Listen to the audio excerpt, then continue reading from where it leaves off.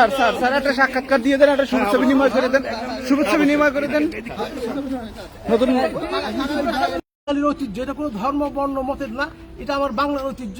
বাংলাদেশ আমাদের স্বরূপের দেশ, সেই আমাদের নববর্ষ, এই আমাদের বৈশাখ হলো আমাদের এই বছরের শুরু। আমি দোয়া করি আমরা সবাই আন্তরিকভাবে আমাদের জন্য সুখময় হোক, মঙ্গলময় হোক, আর অতীতের যত গ্লানি মুছে যাক, জরাজীর্ণতা ধুয়ে মুছে যাক, এই কামনায় আমি সকলের প্রতি এই অভিনন্দন জানাচ্ছি, কৃতজ্ঞতা জানাচ্ছি।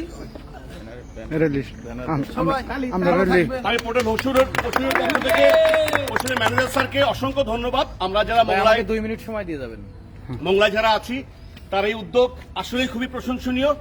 সবাইকে পয়লা বৈশাখের শুভেচ্ছা।